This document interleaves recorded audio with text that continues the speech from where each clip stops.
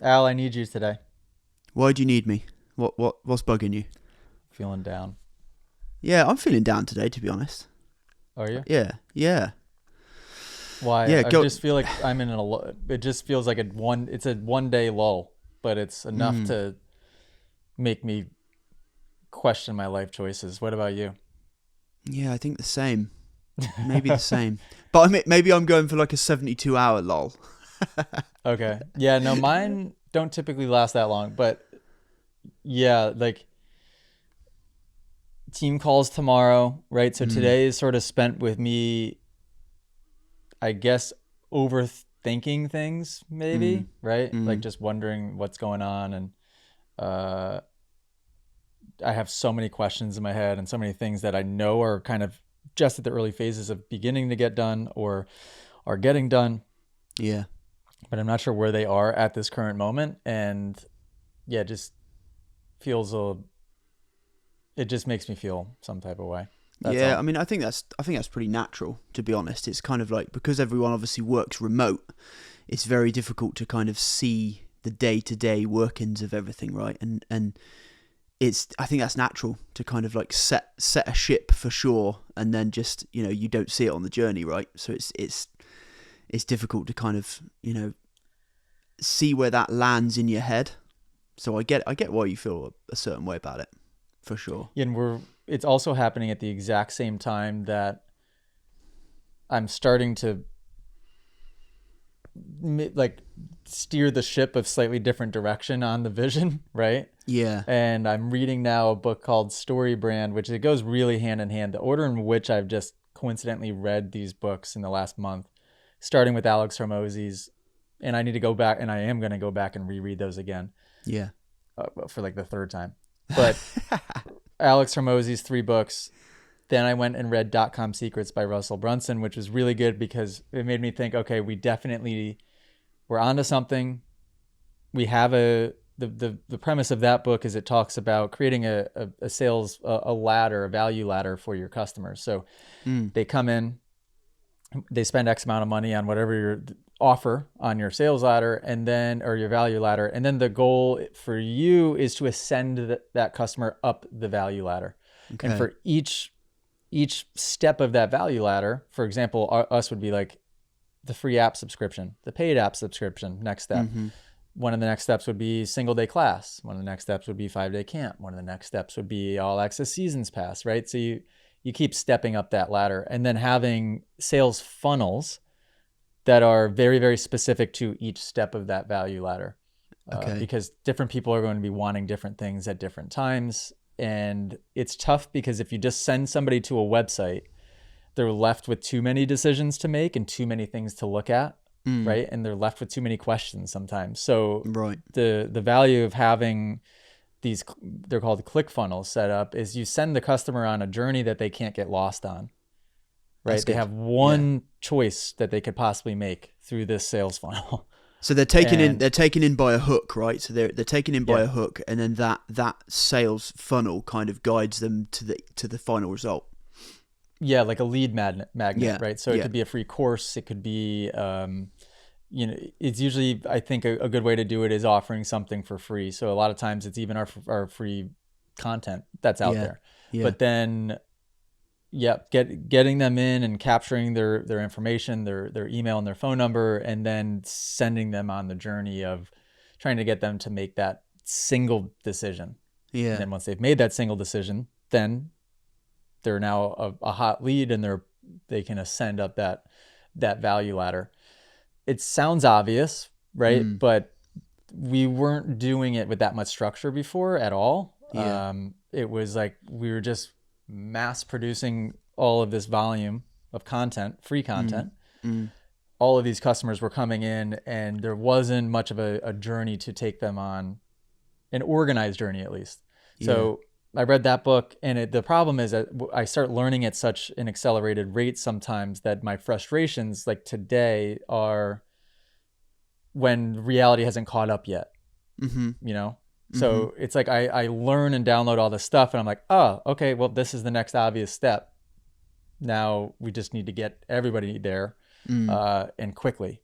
So how often Right. how often do you kind of like if ever, do you ever kind of look at this from a view of the consumer, right? So you kind of like almost shift your narrative and look at it from the kind of viewpoint or vantage point of the consumer. Do you ever do that? Do you see value in that? Oh, big time. And I think Yeah. that's the easiest thing for the team to miss. And Yeah. I've been very frustrated about this in the past. Like from the day I started having employees, it was probably the one thing that went missed the most was, guys, how did we miss this detail? Like, how has nobody else taken the time to look at the website and just pretend you're a customer for a second and then follow the journey and realize that there's a very important piece missing? Yeah. In fact, it's a single point of failure where if they get to that point in this process, it's been all for nothing. Yeah. And it's happened not recently. Thank God. The team's been really, really aware of that for, let's say, like the past year and change. Yeah, for sure. But in the past, oh my God, we would put hours and days and weeks into a campaign. The campaign would roll out, and then I would go to look at the website, and there'd be a detail missing that literally would void the entire thing. Yeah.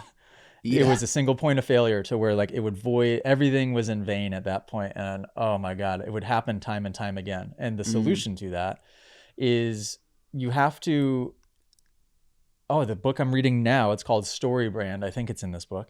Story Brand by Donald Miller. It's really great. And I'll talk about like kind of the premise in a second. But in this book, I'm pretty sure it's this book, it talks about you have to pretend that you are, for lack of a better term here, the dumbest version of a customer that could possibly end up into this funnel or on this website. Mm-hmm. Right? Yeah, That's who you have to optimize for. It's got to be as simple as possible, as few steps as possible. And it has to track. You can't get to a page and then the page not have continuity with the last page and not continue the journey, right? Yeah. And where was I going with all this? Anyways, so yes, it is very valuable, I think, for every employee in the team. And we all get this really well now, and we catch so many small details, which is great. Go on the website, click into our emails, click the links from the emails, like literally follow that journey as if you were a customer and an ignorant customer with no knowledge of what's going on, and try to break the system, try to break it. So yeah, super valuable. And the book I'm reading now, which is kind of continuing this evolution of what the company has been going through the last couple of months and will go through the next year. Trajectory is turning into a story brand. And so, I read the 3 Hormozi books. I read the ClickFunnels book by Russell Brunson, who it turned out he was a mentor of Alex Hormozi. And then in Russell Brunson's, and it's all connected. In Russell Brunson's book, he talks about a guy, his mentor, who was Donald Miller. So now I'm like, okay, let's get Donald Miller's book and keep going to the source of this information. Yeah. This book is called Story Brand, and the biggest key piece of information here, and what I've realized our mistake is, and this is really important for Ethan to hear, although I know he's starting to get it at this point, is the biggest mistake a company can make is making the face of their company and the company itself the hero of the journey, the hero of the story. Mm-hmm. I should not be the hero of the story. And I think we've been fumbling around with trying to tell the story for the last 2 years, let's say, because we've been trying to do that. We've still been trying to make me the center of it, or the Moto Academy the center and the hero of the story. And what the book says is that, and we can keep using me as an example because I'm still the face of the company. Instead of me being the hero of the story, I need to be the guide. The hero needs to be who, Al? Who would you guess? The customer. The customer. Because the customer cares about nobody but the customer, right? Yeah. I'm not saying that in a morbid negative way, but everybody only cares about themselves and what is in it for me. This is my journey, and I want to hear a story that is going to, how can I get from this place where I currently am, solve my problem, save some time, save some money, and transform and get to this place. And so we need to place the customer and a version of the ideal customer as the hero and turn us more into the guide. I think a lot of our short form content does a great job of that, and it always has, because it's instructional content. Right. usually Right. speaking to a customer, to a student, right? But our long form content, we've been fumbling with it over the last couple of years because I think it's been trying to create my story, which when I read this book now, I'm like, that's it. This has been the problem. This has been the problem all along. It shouldn't really be about my story. My story can be a part of it. Yeah, and but that's a good foundation though, isn't it? Your story. That's a cool foundation. It's like, for example, to have like a quick thought on it. People don't buy Nike Air Jordans because they're Nike Air. They buy Nike Air Jordans because of Michael Jordan, right? And when you kind of like to kind of back up what you're saying here, an army needs a commander, but it's the soldiers that win the battle, right? So it's like that's how you kind of build that narrative. Does that kind of relate to what you're saying? Yeah, so I think it was necessary at one point, right? Because it was relevant. It helped build the brand. It was a great story to build the brand. And now it's, okay, perfect timing. Yeah. Let's transition it now to that hero's journey is going to be the journey of the customer, which was already, before I read this book, it was already our plan for 26, right? Which is, we're going to tell the story of the ideal customers from the All Access Pass people that are at all of these camps. And we're going to track their journey from the very beginning of the year all the way through to the end of the year and really, really connect the dots on that story and you can hit all of our kind of ideal members, right? So our young rider that's chasing a dream, and that there's so many versions of that story. The girl or the woman that is trying to prove that they belong in a sport where they've kind of been pushed aside for so long. There's so many versions of that story. The vet rider that's coming back after many years of being off the bike, or that's just learning how to, learning something new at an older age. There's so many versions of that story as well. So yeah, I'm very excited. And this is why I'm very selfish here, Al. I'm using you to just soundboard stuff off of. Yeah. And I'm open to it. Yeah. But this is where we're headed. But we're at the starting gate. Like the 30-second board is about to go sideways, but we're still at the starting gate. So it's a little bit unnerving. There's some anxiety, right? And there's a bit of fear of the unknown and a bit of kind of like what's going to happen when the gate drops. You could or it's just like, just drop the gate already. Yeah. Your heart's pounding and you just want to go. I'm past the nervousness of like, okay, this race is about to be a little scary here. You're locked in. I'm locked in, but I'm like, just drop the gate already. Yeah. And it's one of those too where they're like doing a really long gate hold for no reason. Hate that. Yeah. And so I've already flinched a few times. Yeah. And I'm just ready for the gate to drop. So that's where I'm at, selfishly. Yeah, well, that's okay. It's not too stop selfish. Letting me talk about myself, because remember, I'm not the hero. Well, so obviously to move things forward, let's talk about classes we got coming up. How's that sound? Sure. What episode is this, by the way? 165? Oh, yeah. Good question. So. That's a good number. I think it might be. Yeah, we're just pounding them out. It's great. So classes then. What have we got? We have where are we at? DeSoto, which is Louisiana, right? That's coming up. Yeah, that'll be me. I'm going there this coming weekend. Yep, that looks like a great place. Track, cool track owner. Yeah, we've got Club Moto in California coming up. Cool. Love that place. I've just locked that place in for 2026 as well, so that's gonna be cool. Awesome. And before you continue, Al, the plan is, correct me if I'm wrong here, we're trying to make the single day classes really feel like an annual event. So we're trying, it's not always going to be exact, right? But we're trying to basically put it right around the same exact date each year. So that way you guys know, okay, Moto Academy comes at this time of year, you know when to expect us, and it's consistent. Yeah, right, exactly. Yeah, exactly right. So what we got next? We got MX 191 in Florida. Speaking of cool track owners, yeah, that place looks insane. His track prep looks unbelievable. So that's Josh does an amazing job. He's so passionate. He has he's like a dirt scientist. And speaking of being a dirt scientist, he is very, very smart. He's one of the smartest track owners that I've had the pleasure to meet. But he has it so figured out. His track prep is just Yeah, super good. And a cool Perfect. location. Milton is right in the Panhandle, so it's close to 38, Destin, like kind of all the nice beaches on the Panhandle. So cool Yeah, spot. perfect location.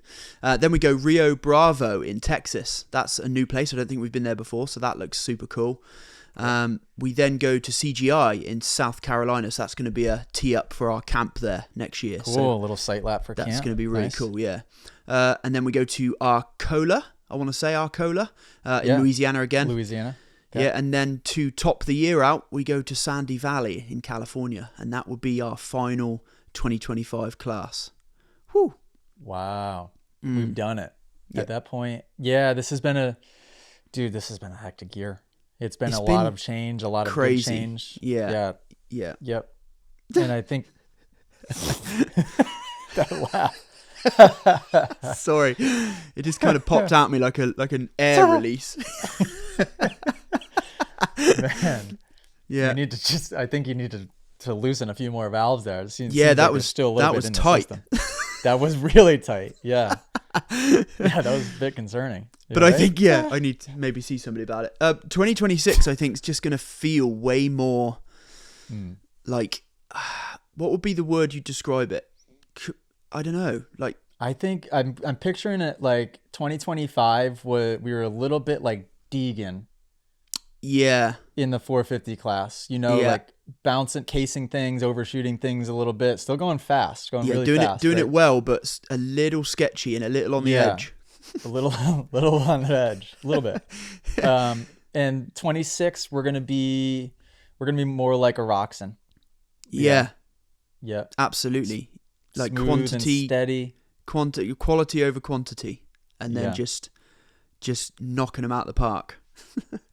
Yeah. So that's the goal. I say that, and then I always reintroduce some crazy big You concept, do, and and it doesn't flip the it doesn't even slightly stress me out.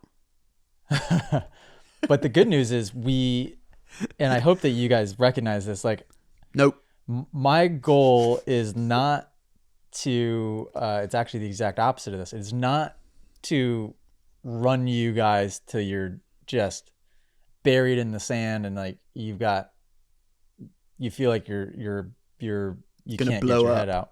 Yeah. I'm trying to just keep hiring, and the 2025 was a year of hiring a lot of people, especially quarter 4 of 2025. Mm-hmm. So yeah, continue to let me know. Like anytime you get to a point where you're like, oh, okay, I could use a little help here, or I feel like I'm not the best here. That's something I do always encourage all of you guys to do, is always make sure that you are the squeaky wheel that gets the grease when it comes to that, because I want to keep you motivated. First of all, that's an important factor. And then also have you spending the time on things that you like to do and things that you're good at, and not have you wasting time on things that you're not. Yeah, for sure. And I think even for you as well, though. I mean, you're in a unique position too, because I often say to people, like, I've got 2 sons, so one's 14 and one's 10, and I often say to people when things get a little kind of crazy, I'll say, well, I've never had a 14-year-old and a 10-year-old before. And it's the same with you. You've never ran a company as it currently is, right? This is new ground, and and the cool thing is, I guess, is that the team you have now, I'm blowing my own trumpet, are all kind of killing it. You know, and we're in a position where we're working together really well as a team. And yeah, there's still those little moments where small balls get dropped, but like you mentioned earlier on, it's more about learning, isn't it, as opposed to looking at it as failure. Yeah, and we're getting there. It's only going in one direction, right? It might not be going there as quickly per se as like I always want it to be, but then sometimes I self-reflect. I'm like, oh, it's getting there really quick. Yeah. Because all it takes for me to do, I did this on the plane yesterday when we were flying here.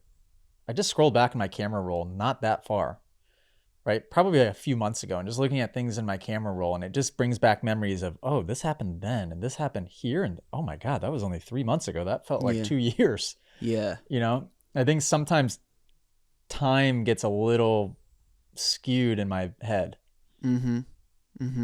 Yeah, and you've got urgency, and that's natural, isn't it? It's like, I think we've talked to you about before about, like, You know, if you looked at this company as kind of your kids and you're the father of it, you want the best for those kids and you want the best for the company. So you have an urgency in order for those kind of mindsets and things to be instilled quickly, and for you to for us all to learn lessons quickly, and for us to grow quickly, right? You don't want to rush the process, but you also have an urgency, and I think that's natural. And like we've just previously said, because you've never done it before, it's all new ground, so you're learning as much as we are. Yeah, and I have to remember that the speed is important, because the speed allows you to make more mistakes more quickly, right? Yeah. So Yeah. the goal ultimately is to make as many mistakes as quickly as you can, and therefore you'll get better faster. Yeah, and not dwell on those mistakes either. You know, if we could send it back to kind of like relating it to riding, if you're in the heat of a battle in a race and you tip over, you don't want to stand there and kind of contemplate how you tipped over. You want to get back to the bike and push on, right? So it's the same. Yeah, and that's that is also though why I can kind of come off to people as like spontaneous, right? Or like almost maybe even a little bit like a loose cannon, because like think of me letting go Jordan or letting go Heather. To them, and maybe even to everybody, it happened fast, right? I wasted, and I wasn't spontaneous about it. I made the decisions in a very calculated way, but I wasted no time, because if I waste time in those moments, then what happens, and this is the worst thing I could do, is I spend my conscious awareness dwelling on things that I'm frustrated about, instead of making the decision, moving past it, and then continuing to make other mistakes and other decisions that feel like they're in front of me, as opposed to just like a frustration that it's like it's carrying around baggage. And I don't want to use negative terminology, because they're people that we're talking about here, but does that make sense? Like, yeah, it does. I try to move quick through that type of stuff. And it's definitely where me and you differ, for sure. And I think, I don't necessarily know if one is right and one is wrong per se, but I think you're much, if we can phrase it that way, you're much better at not kind of attaching any emotion to something like that. For example, if I was to fire somebody, or if I was to let someone go, or if I had to kind of deal with a business thing, which I have in the past, I will often go about that process with the other person's best interest at heart, right? Yeah. And whereas you will be much more kind of like, can I say cutthroat, right? You just get in, get out, done. And I don't necessarily think that's a good thing or a bad thing. It's just that's where we differ, for sure. But you're right in the fact that when you want to move forward, you just got to get it done. You just got to get it done. Yeah, and the reason I have peace of mind in operating the way that I do is because I'm always still, although cutthroat, always overly fair. Always overly fair. So, and a question on that though, do you know any different than the way you are? Yeah, because I used to be, believe it or not, I used to be way, way, way more concerned about, I was anti-confrontational, and I was really, really kind of more worried about other people than myself in certain situations. Okay. I think a good example would just be the early days of me owning the business would be a good example of that. I didn't used to operate the way that I do now. And it's gone through its phases. It went through a phase. Actually, it went through a more of an unfair stage for other people, which was I was afraid to communicate the frustrations. So then what would happen is I would then just let the person go, and it would really feel like it was coming out of nowhere for them. Okay. Yeah. Right? Where that's a bit more unfair for the last two people. It wasn't that. Yeah. And more than the last two people, but the writing's been on the wall. It's been okay. I've expressed my frustrations very clearly right then in the moment without waiting any time to say what I'm frustrated about. And yeah, does that make sense? For sure, yeah. So if you could look at yourself with a wider lens, how would you want to be perceived as a leader and a boss?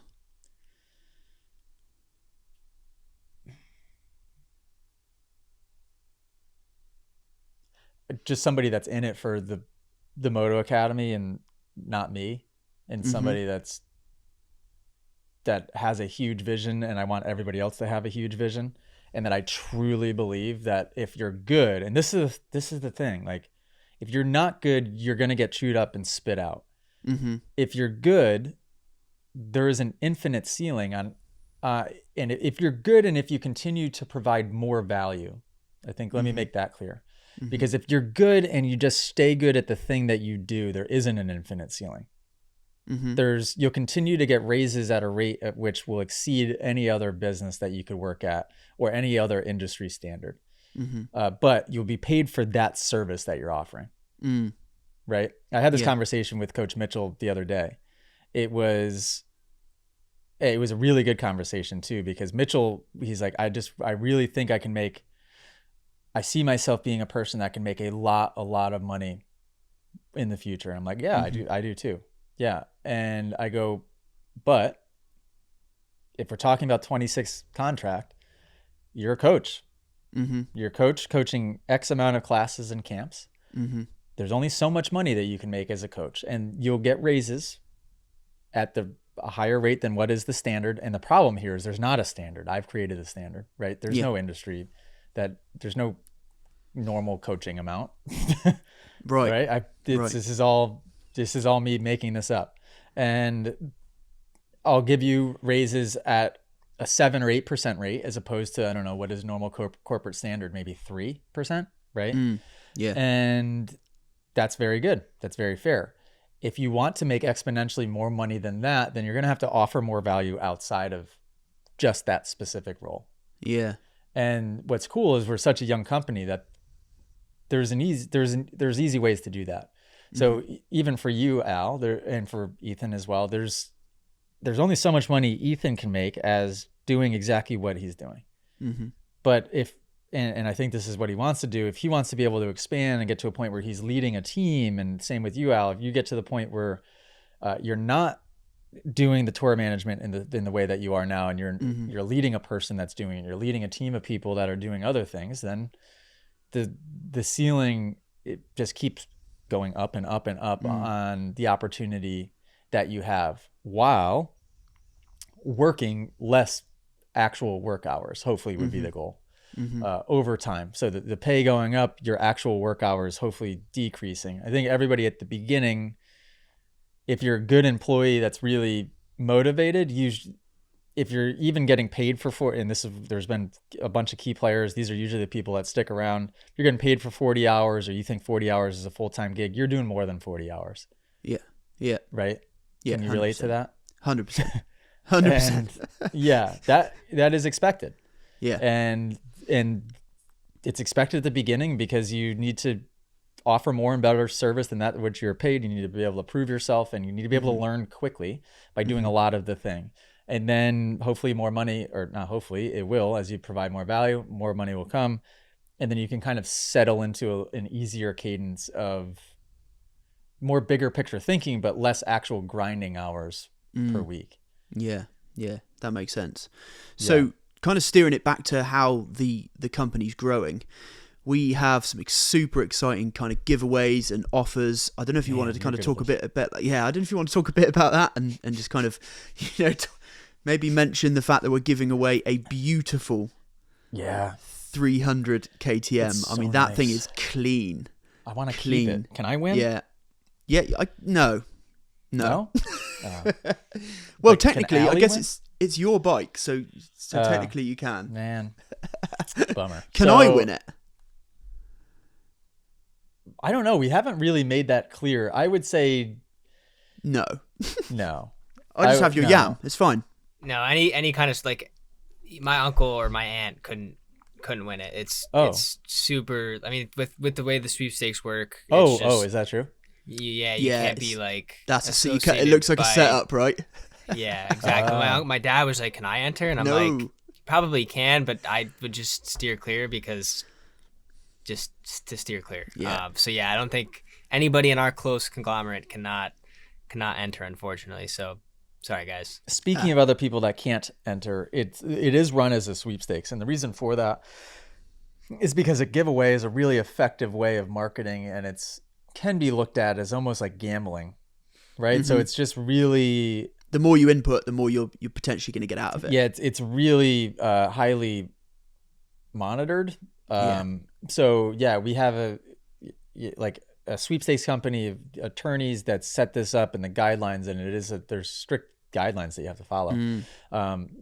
Some of which are that you can only win if you're in the 48 continental states in the United States. And I apologize, guys, because there's been so many people wanting to win outside the US, but for the bike giveaways specifically, it's just the 48 continental states. And just too complicated, trip giveaways, everybody can win, so don't worry. Get in the app, because for trip giveaways, we always do try and pick people, give everybody a chance. Like our last trip winner, Alex Panda, just flew in. He was just here a couple weeks ago. He was from England, right? So don't be discouraged. Stay in the app if you want a chance to win all that stuff in there. But yeah, the KTM 300, what's cool is the timing for that's perfect, because I've been talking about that bike a ton. I've been recommending it to people a ton.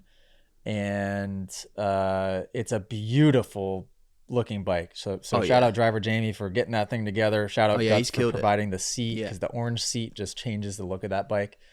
So what do we do? Bars, seat, pipe? Or is it standard? Okay, cool.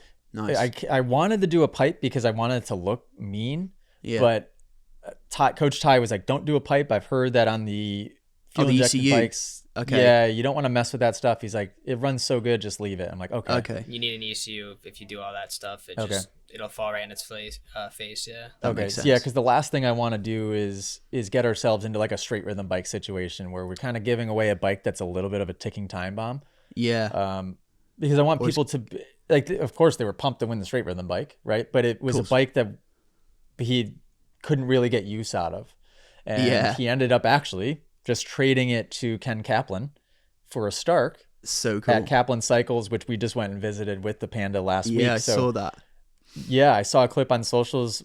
It was a collaboration between the Moto Academy and Kaplan America. It might be maybe at 1 million views by now. I looked at it like a day ago. Shout out Ethan. 1.4. Nope. 1.4?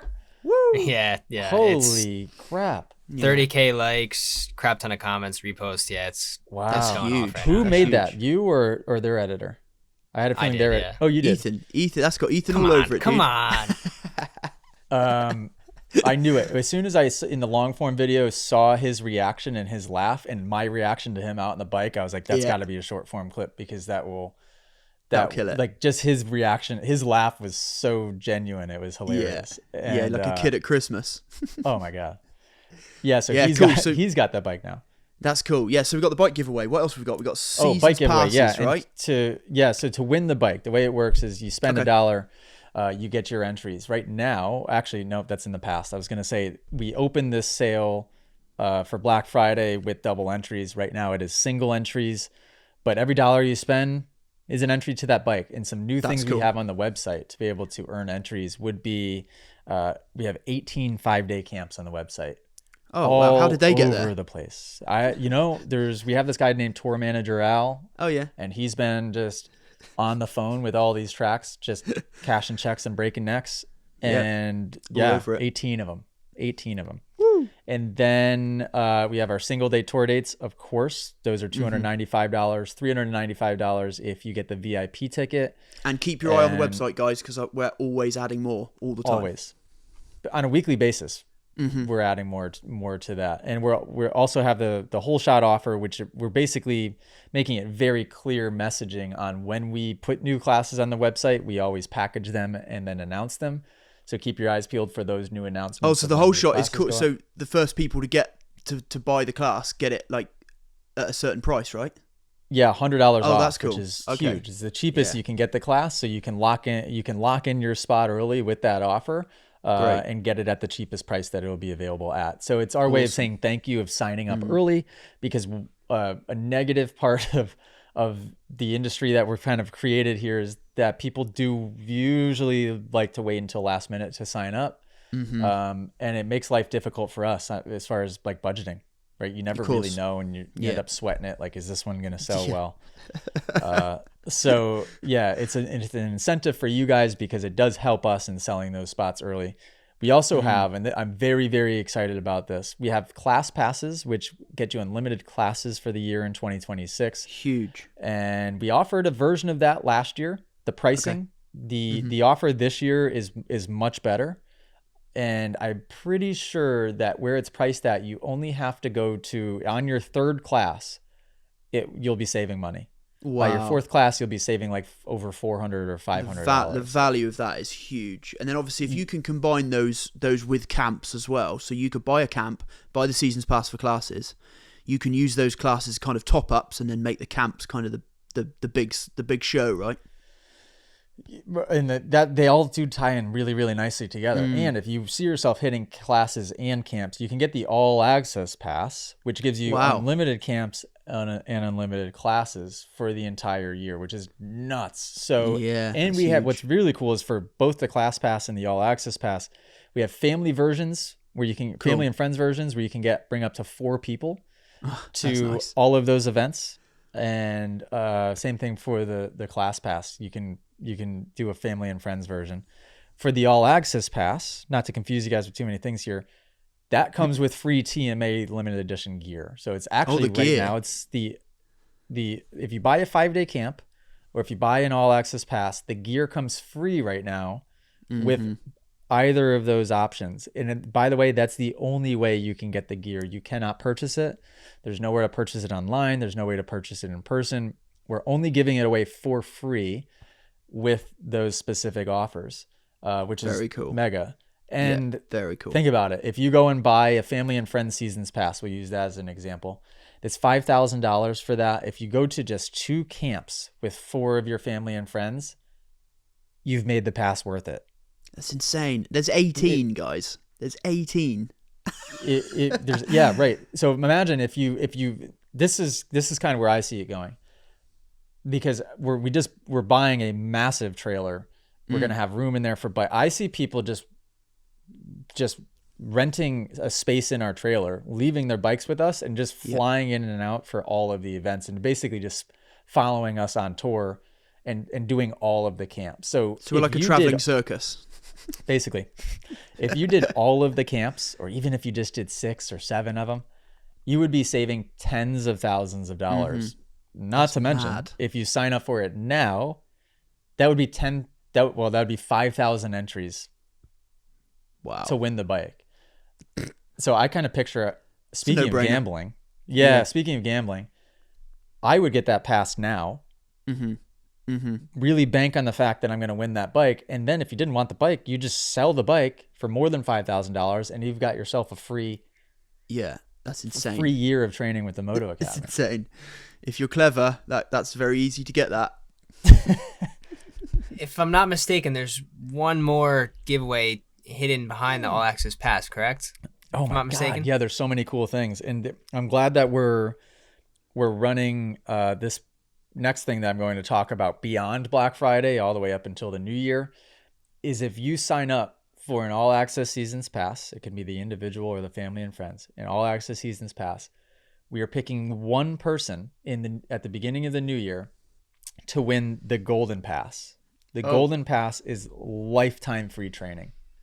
What? Free camps, free classes, free app access for your entire life. We've never done anything like this before, but that person's going to get that person's going to get decked out in a helmet, gear, the whole thing. You're going to be treated like royalty. So that's massive. And that's massive.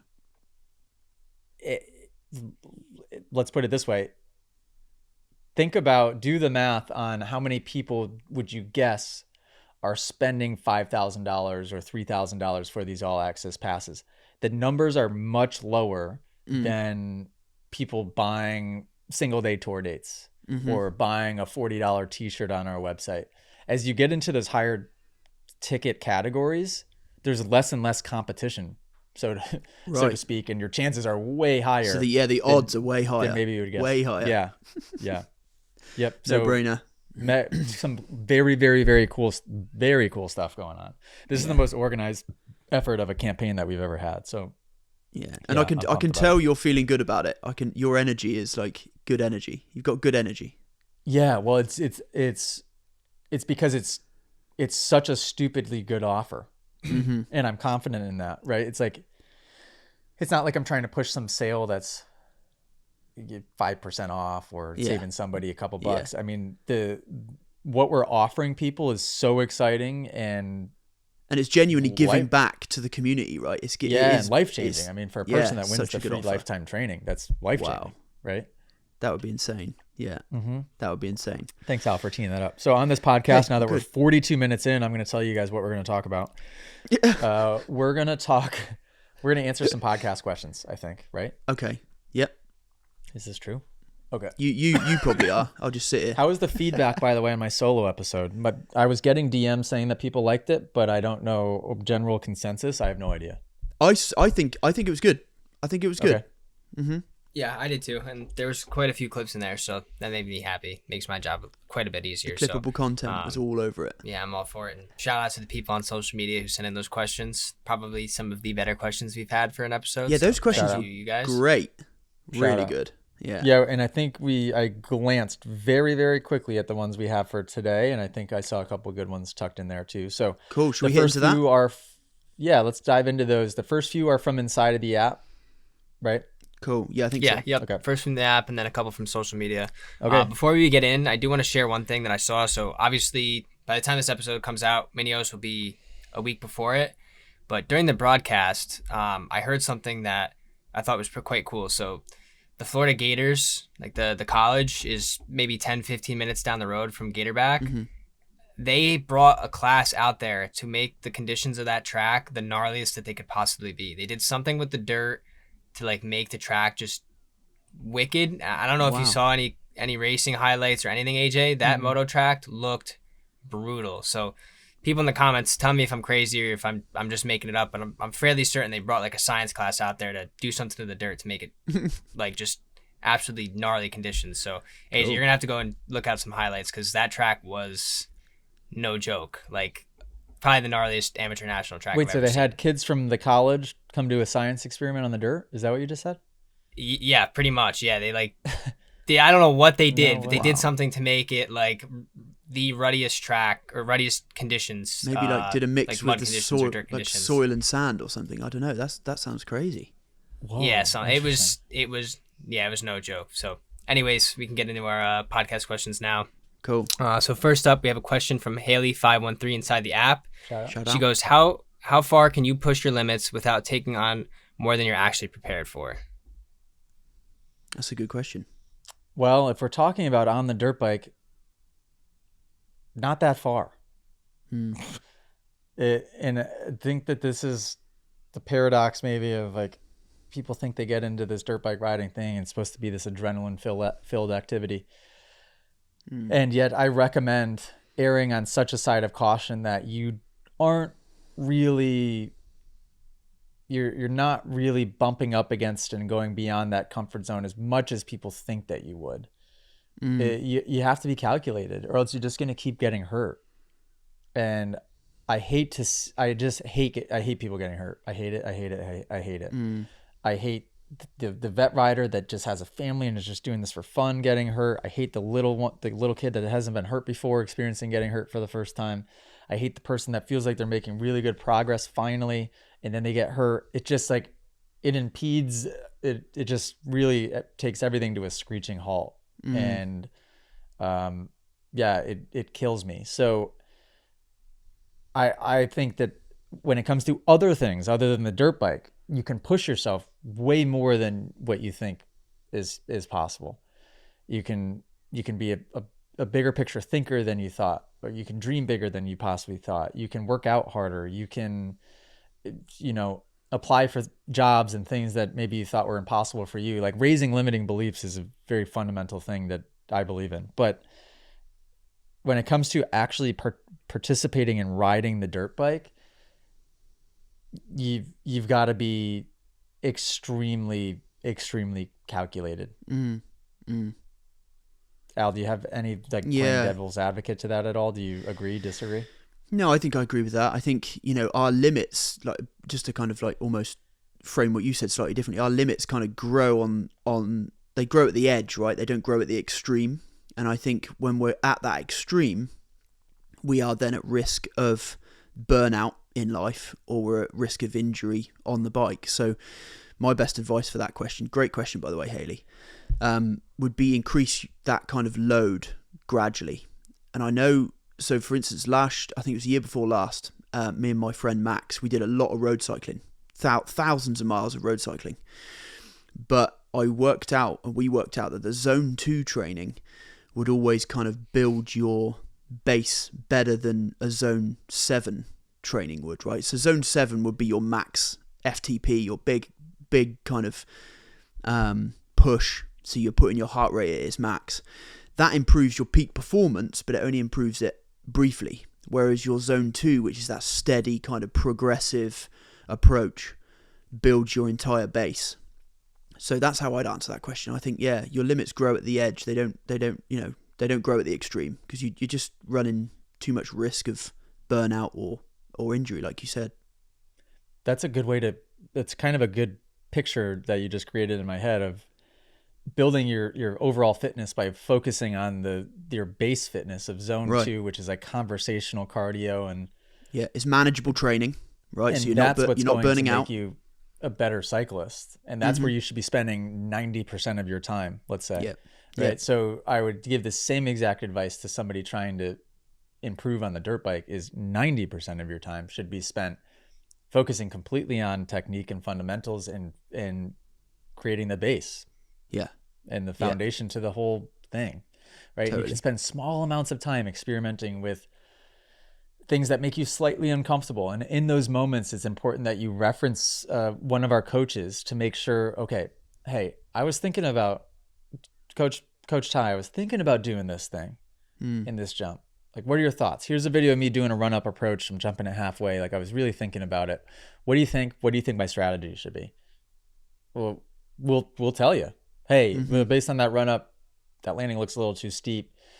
Your approach didn't look all that confident. I'd hold off on this jump for now. In fact, I think there's 2 other jumps at that track that you can do first. Right. So letting us help kind of hold your hand through that process, so you don't just make a bad judgment call. That's huge. And it's something that not enough people put themselves out there to do. Ask the questions that you think might be silly. Take the time to film yourself. Take the time to ask the question before you just go and send the jump. This is part of the problem with this sport, is you get out there, you get riding laps, the adrenaline starts flowing, and all of a sudden you get tempted with just like that person on your shoulder, just like, you've got that double. Yeah. Yeah. You know, and you're exactly. like, yep, sure. Yeah, I got it. And next thing you know, you don't got it. Yeah. And you get hurt, and you're right back to square one or below square one as far as your progress goes. There's a time and a place as well, I think, to push yourself. You're right in the fact that you've got to recognize where those moments are. But, you know, going back to kind of the zone 2, zone 7 thing, those zone 7 rides, they have their place and they do their job, but they shouldn't be your base kind of progression phase, right? They shouldn't take precedent over just steadily building confidence and fitness. Yeah, and do that zone 7 with a guide. Yep. Like I just said, you know, Yep. make sure 100%. that you're doing it in a safe way, because you're on a 200-pound motorcycle. It's like, I think all of us listening to this know what it feels like to some extent to hurt yourself, and it's just not ideal. I will say I do enjoy myself the occasional crash that I don't get hurt. You know, I had one the other day. The bouncers. I had a good bouncer the other day with Trip Winner Panda on my KDX, where I heard. Yeah, I mean, just the way that it played out was bizarre. Like, I mean, I wish we got it on film, because we were sitting there. I start my bike, and 10 feet later, I'm just in an endo.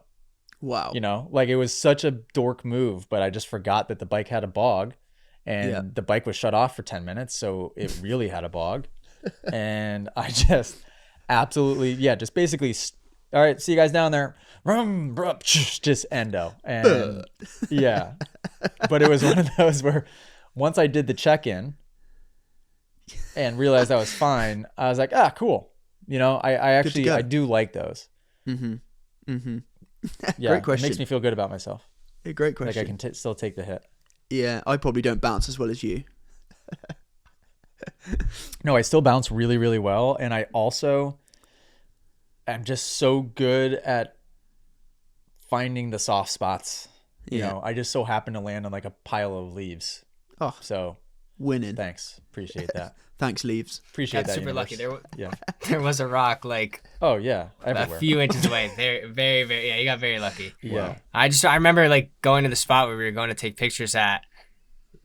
No exaggeration, 10 seconds after he started the bike, and I just turned around and I just see him like getting up off the ground. I didn't even know if it was you or Alex either, because you guys had the same kit on. So I'm like, which one's did Alex nearly just died? go down? Then I realized it was you, and I was like, oh boy. Yeah. That's funny. Oh yeah. I love that. Bent the bar great so question. bad too. Oh really? Oh, okay. Oh yeah. Wicked bad. I mean, the right side was just down like this after that. Talking of crashes, Jamie's gonna hate me for this. Jamie, I love you. Don't hate me. But you were not to blame for Jamie's crash. I know Jamie's gonna he's gonna wanna kill me for that, and I'm sorry, Jamie.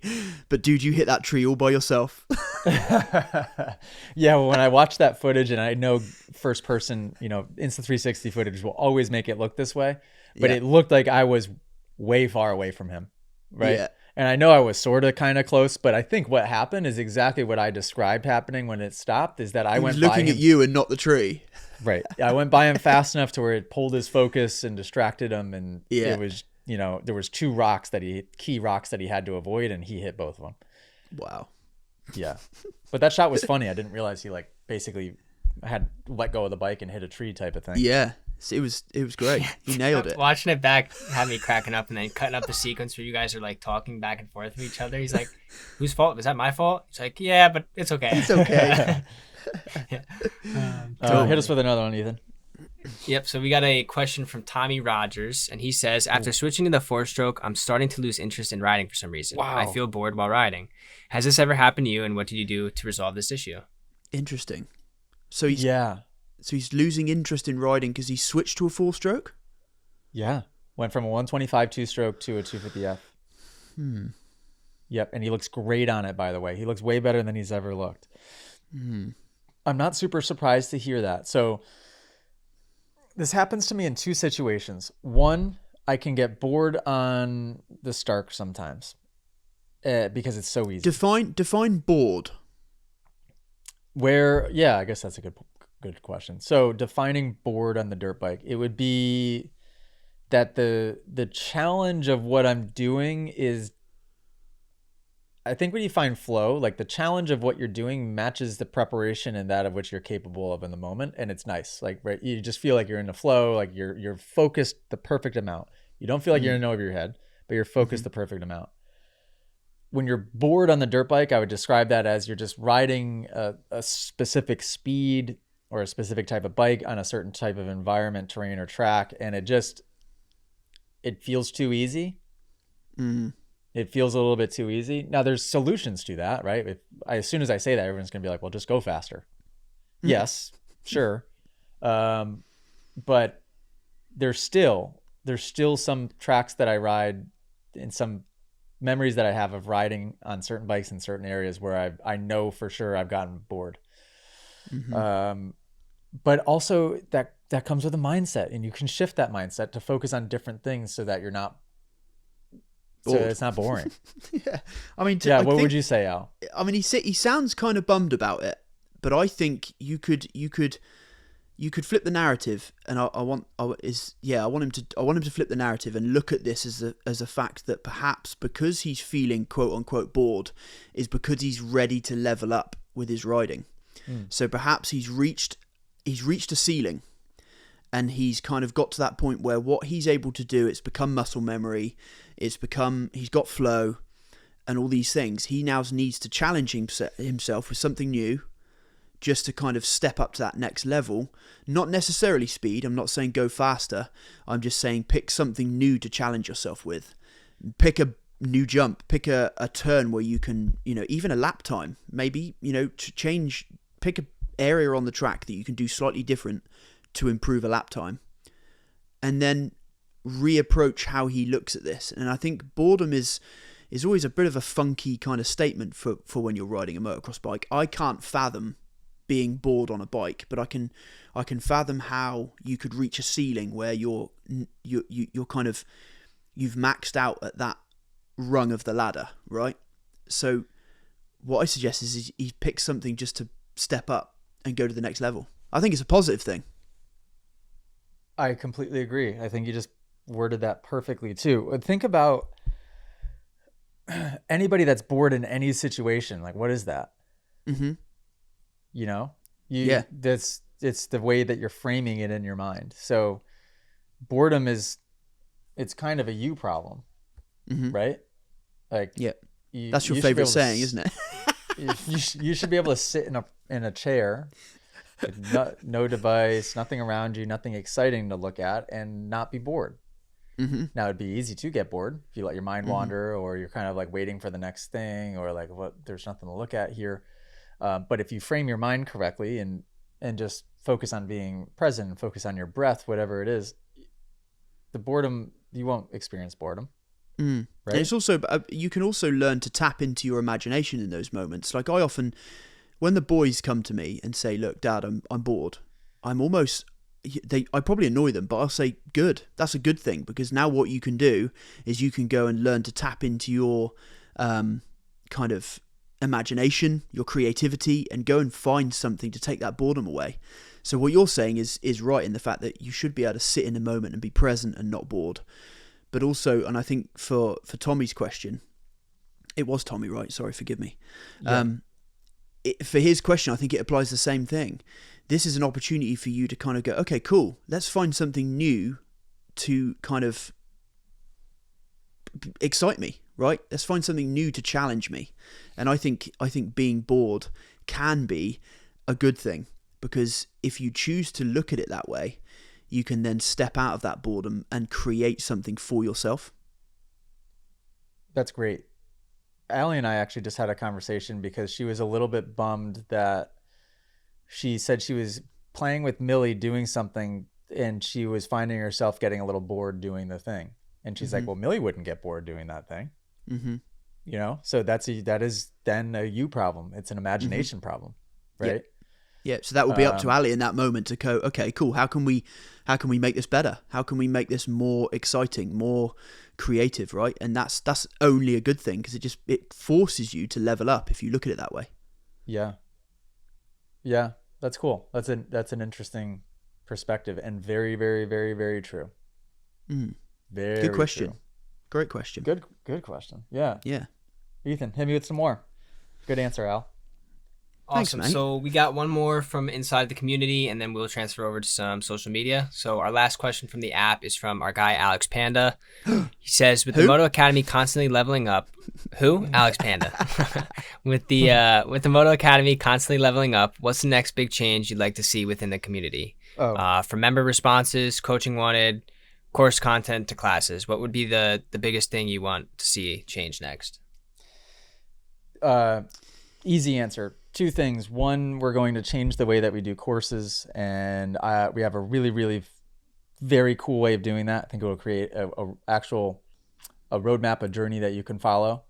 So the courses will be leveling up in a big way. And two, the way that we activate our TMA team, like our athlete team and our affiliates. So just like basically the way that we activate you guys to be able to more effectively bring people in. I think that a lot of you guys are in a situation where you recognize the value of the community. You love being in there. You love being a part of it, and it's adding value to your life. And you might even be trying to, at this point, like figure out how to articulate that to your buddies that are around you. Like, all right, I'm in it, but none of my other buddies at the track, they think it's silly, in fact, right? So we just need to get better. We need to get better at figuring out a way to make it easier to activate you guys. So when you want to bring your riding partner in, your buddy in, and they're not understanding what it is, or they think it's silly, or they think it's not necessary, it just an easier way to activate and help you guys bring people into the community. And we have some really good ideas for that. So those would be the two things. Yeah, I like that. That would be good. I think I could just... Good question, Panda. Yeah, I'm just going for growth. I just think growth is the way I see it expanding.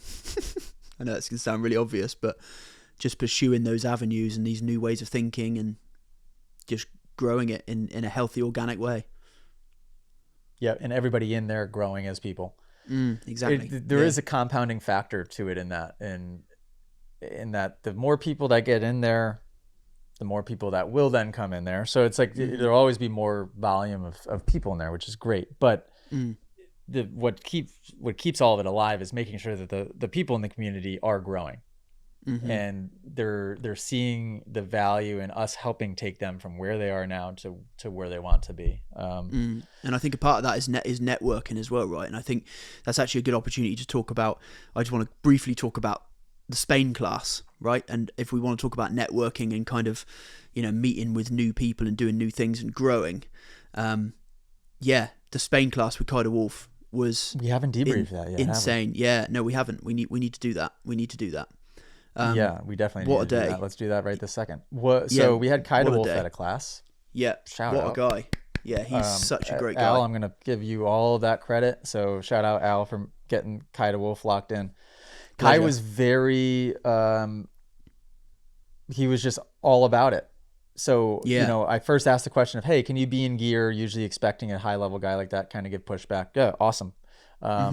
Hey, and at any point, like, would you be able to hop on a bike? I know that's a big ask, but no problem. No problem. I'll hop on a bike. And sure enough, like I just see footage of him on somebody's Husky, which did we find a solution to that yet? No, not yet. Okay. Not yet. Okay, I mean, let's find a solution to that. Editor's note. Okay. Yeah, editor's note. But what a day. So what a day. Yeah. Smaller class setting, generally speaking, I think under 20 or under 25 riders. So like correct. We had 16. Oh yeah. So the experience that those guys would have got, and he appeared to be super hands on. So fill me in a little bit. I'm freaking telling the story. It was just great. I mean, the whole place. So Ryan at CDG there, he's got such a great setup. The track is right at the top of a mountain. It's beautiful, really kind of like, it's going to sound dumb, but it seems very Spanish. How you'd picture something in Spain, that it kind of ticks all those boxes. Me and Alessandro drove up the mountain in our hire car that honestly I could have probably pushed it up quicker, but we got there. And we pull in, and this place is just like a haven. The prep's beautiful, the track, the scenery, and everyone there is kind of buzzing for it already. There was a good amount of English speaking Spanish guys there. We had some cool guys there. We had some coaches there as well from Spain who brought their riders along. Cool. Shout out Neil and Sergio. So thank you guys for coming. And the whole vibe of the day was just great. It was kind of relaxed but also intense all at the same time, kind of all in the mixing pot. And Kai was on form. Alessandro was on form.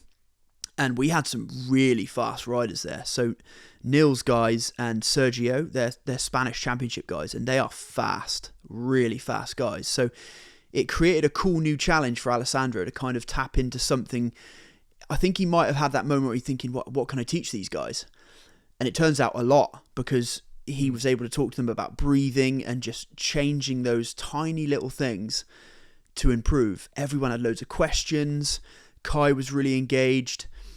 Just great. It couldn't have gone better. I mean, it's from my perspective personally, I felt kind of anxious about it all, because I always feel like I want to make these things the best they can be, right? Which is not a bad thing, but sometimes I carry that as a bit of anxiety, and I was shooting media on the day, and kind of we had Stark there, so shout out Powell from Stark. They were there. That was really cool. Yeah, they came, so that was awesome.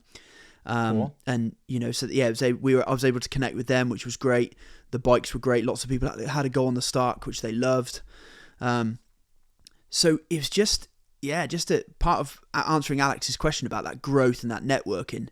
That class nailed all those things. So that's why I kind of led into it, because I thought that's exactly what we want to be doing. And it was just such a positive day. It was great. Awesome. Did Alessandro have to speak Spanish at all, or was everybody just speaking English?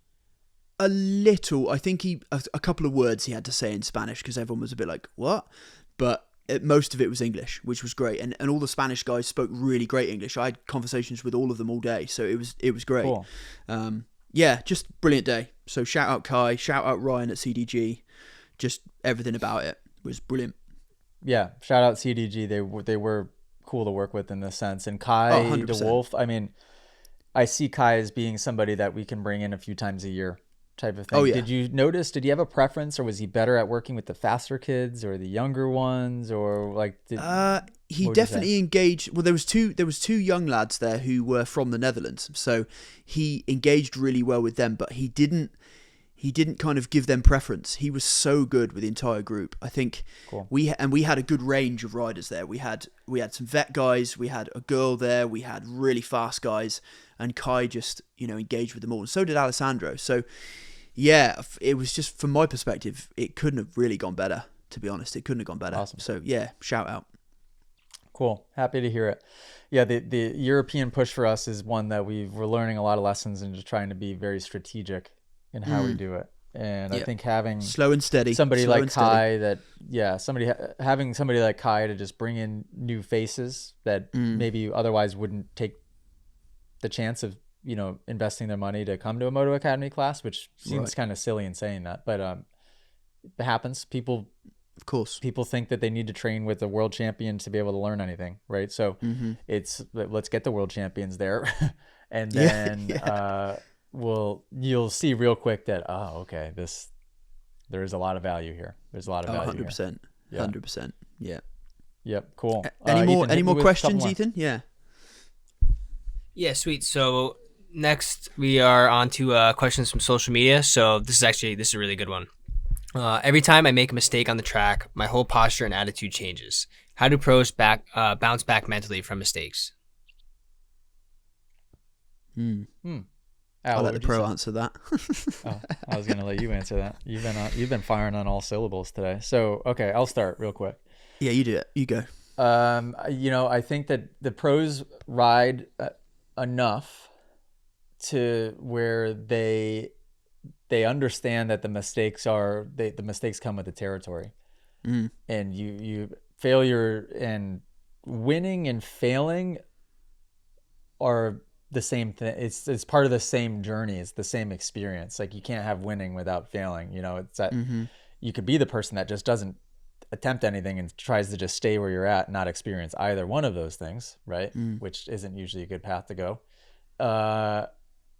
But if you're going to try to win and try to compete, you have to accept the fact that you are going to fail. And when I say fail, not just like losing a race, I mean just making mistakes along the way. And yeah, I think most pros they ride enough times a week, and they ride consistently enough that it's just normal. And it happens. They refocus really quickly, and they lock onto that next moment really, really quickly, where maybe your average person is experiencing a few things to that. Maybe there's a fear that creeps in, and the fear is a little bit of like, oh, that just happened, maybe that will happen again, right? And projecting a moment in the future that hasn't happened yet, but they're just basing it on like the mistake that they just made. Or maybe that amateur is thinking about, oh, did somebody just see that mistake, or did my mom or dad just see me do that, or who's watching? did I just embarrass myself, type of thing. And the pros aren't really having those moments. And it's not because they're superhuman, but they've just practiced enough that they're very good for the most part at being locked into that moment and letting the moment go when they mess up. Anything you want to add to that, Al?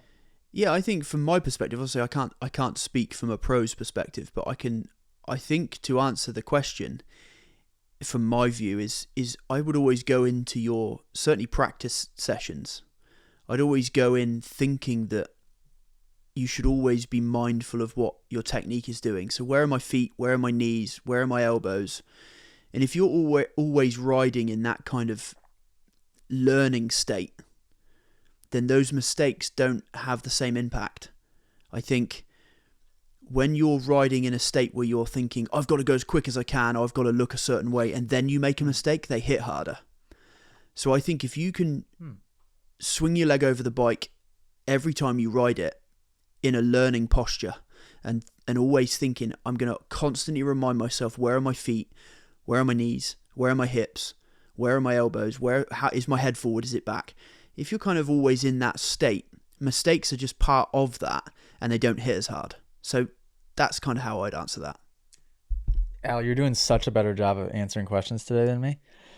But it's great because it's giving me ideas. So exactly, because if you're out there with a growth mindset of how can I learn, it does keep you really hyper focused on that exact moment, because you're just looking for ways to micro adjust and correct, and to, okay, that didn't go quite right, but I just learned this from that, so now I can go here. Yeah. And that's how you're approaching your riding. It's almost like, I just thought of somebody being stuck in traffic. Like, you picture somebody stuck in traffic that's really in a rush to get where they're going. They're not having a very good time, right? They're getting pissed off. They're flipping people off. They're cutting people off. Like, it's kind of, they're unraveling because they're living in the future a little bit in their heads. They're trying to so badly get to where they're going, instead of just being where they are in that moment. And when you are riding with expectations, when you're riding with fear of judgment and somebody watching you, you're not within yourself. You're outside of yourself. You're worried about the future. You're thinking about the past and the thing that just happened. And when you embrace growth mindset, it helps you with presence, because you're just looking in this moment of, what can I learn from this moment? That's really it. That's like the fundamental question of, okay, what can I learn from this moment to get a little bit better in the next moment? Yeah. And you've got to actively do that as well. It's a choice. So to kind of jump on the back of your analogy of in the stuck in traffic, the situation is not going to change. You're still stuck in traffic. But if you choose to just breathe, relax in that moment and not allow those emotions to overpower you, the situation hasn't changed. You've just gone about it in a different way. And I know for a fact that when you're not getting emotional, you're not getting pissed off, you're not flipping people off, you're having a much better time if you're just sat there breathing through it and just going, I can't change this, but I'm going to learn to be better through it. Your traffic isn't inherently bad. It's just you're driving to the place a little slower. Right. Exactly. Yeah. Like, what? Who cares? It's really not that bad. Who cares? Yeah. Oh, but I gotta get there because I need to be on time. Well, yeah. Okay, for what? Yeah. Like, what does the world end if you don't get there on time? Does somebody die? Like, no, it's gonna be fine. Send a text to say you'll be late. It's easy. Yeah, it's okay. It's fine. You could, this is, first of all, it is your life that you're living, and it's not somebody else's. So late to what? You're late to somebody else's life. Okay. That's some people would maybe argue that's a selfish way to look at it, but that's very much how I operate now, and I try not to be late for things out of respect for other people and their time, but I never stress if I'm going to be late for something because something happened outside of my control. Excellent. Yeah. I'll be as late as I need to be. Yeah. It is what it is. I'll be 5 minutes late. I'll be an hour late. I'll show up the next day. I can't control it. If you can't, and I know I'm like joking as I say that, but it's a nice way to operate where you're just not constantly like forcing things to happen and living in the future, and just being a time traveler all the time. Yeah. For no reason. But Ethan, was there a question about overthinking I read on the thing? I think that was a great question. There was. Yeah. So at what point does overthinking become more dangerous than a lack of technique? Al, you're the one to answer this question. I'm an overthinker, so that's a great question. I think for me, like, obviously technique comes from your body, right? Whereas overthinking comes from your mind. So I think the dangerous element of that is when those two kind of disconnect, and you have those moments where, for example, if your mind creates hesitation when it comes to technique. So if you approach a jump and you're overthinking it, and you then chop the throttle and you get a weird kick off the face, right? That's when your mind and your body disconnect.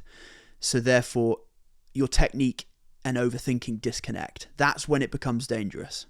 So I think if you can learn to disconnect those two things in a sense of looking at them from a different perspective, that's when you can be safe in the fact that when you're working on your technique, that's your body doing that.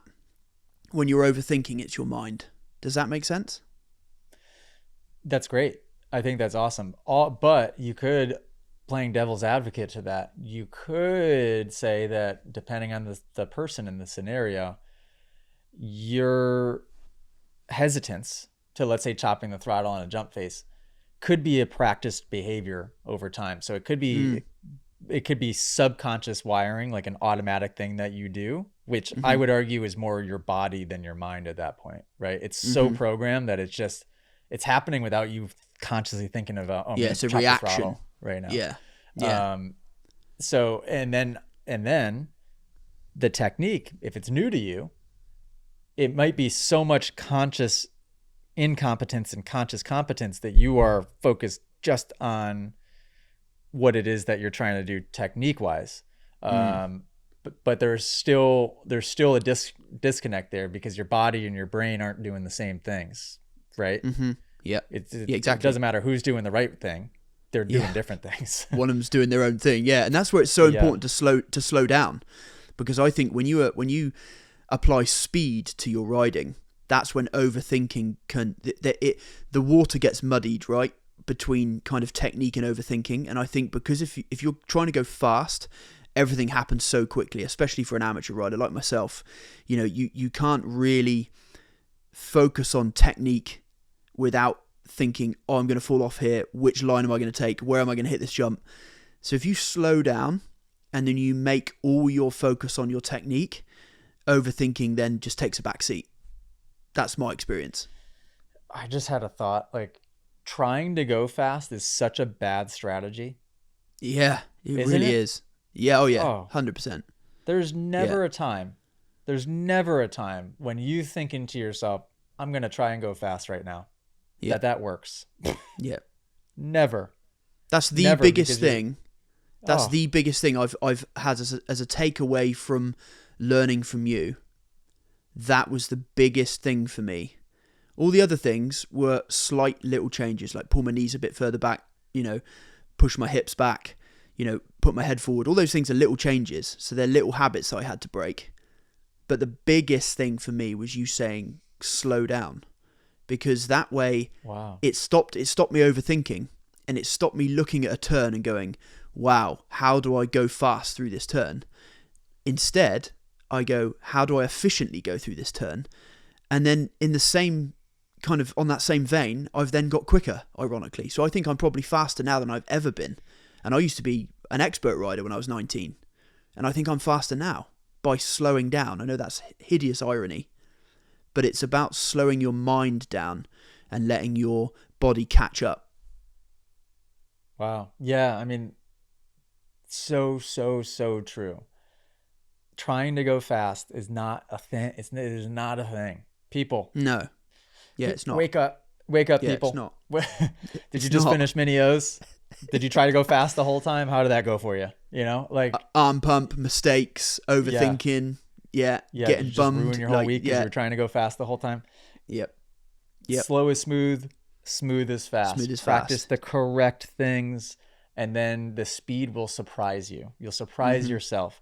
I always joke around with everybody, that I'm slow. I never try to go fast. Yeah, no, you're terrible. You're terrible. You got a lot to learn. I just do it the right way. And sometimes doing it the correct way, who would have thought, it equals speed. Yeah. Al? Wow. And wow. I mean, who would have thought? But it's tough. It's tough because then that's the problem with wanting something really bad too. When you want something really bad to happen, when you want to win the race really badly, your brain cannot possibly comprehend the concept of slow is smooth, smooth is fast. Yeah, you're right. Right? It doesn't. You're in survival mode. When you want something that bad, you're operating in lack. You're in survival. You're not thinking with that creative side of your brain. You're overthinking, ironically, right? You're thinking about everything that's going to make you go fast, as opposed to actually practicing the things that will make you fast.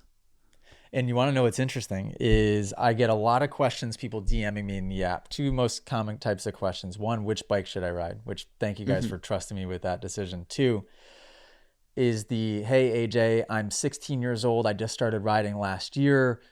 Do you think it's possible for me to go pro? I really have a dream that I can do it. I would love to pursue it, but everybody around me, including my parents, says that it's not possible. Do you think it's possible? And I always say yes to that, because yes, I do think it's possible. There are plenty of variables within that, but is it possible? Yes. And one of the first pieces of advice that I give, because they always say, oh, I want to start doing this race and I want to be able to get and do this race. I'm like, whoa, whoa, whoa. You want to know the advice? Don't race at all. Do not race. Develop your skill. Do not race. I don't care if it's a Loretta qualifier or your local, night race with 15 people. Don't do it. Do not race, because that will pull you, before you've developed your mindset and your belief in yourself and your technique, it will pull you into competitive mode, which isn't going to help you at all. No. It's only going to hurt you. Create bad habits. Literally. Bad habits. It's going to get you hurt. It's going to pull you into negative thinking patterns. It's like, go watch the movie King Richard. And that movie is about Venus and Serena Williams' dad and the way that he raised them. He pulled them from all competition at the highest level as they were like doing amateur national, the equivalent to an amateur national, so to speak. And so that they could just focus on themselves and get better. Everybody thought they were completely insane. He would even limit their exposure to interviews and outside people being able to ask certain questions or say certain things because he didn't want to take the risk of anybody instilling a limiting belief system within them. Yeah, poisoning that kind of approach. Yeah. Yeah. So he perfectly curated these two girls in an environment that was creative. And at the beginning of the movie, and a lot of people probably didn't put two and two together, there was a focus right away at the beginning of the movie where they're all sitting as a family watching a Disney movie. And he asked them questions at the end of the movie. Right. So it was everything he did was focusing on them being a creative athlete instead of a competitive athlete. And I'm probably talking to very few people when I say this, because if you're in competitive mindset and you're in the I need to go fast mindset, me even presenting that this is an idea and as a theory seems completely backwards. Crazy. Yeah. It seems crazy and impossible. Yeah. It only seems crazy. It seems crazy and impossible until you apply it and it works. Yeah. Yeah. Like any crazy idea. Yeah. And to tie this whole thing together, because we're an hour and 24 minutes in now, and our footage is never going to send through. I'll get the pigeons ready. So you guys will hear this podcast in Q2 of 2026. Probably 2026. That's why part of the reason I'm so excited to raise children, and I was almost going to just tell you something, but I can't say it not yet. That's not fair. quite. A couple more weeks. But just excited to raise children. Those that just everybody knows now, and because I want to cultivate that type of thinking right from the beginning.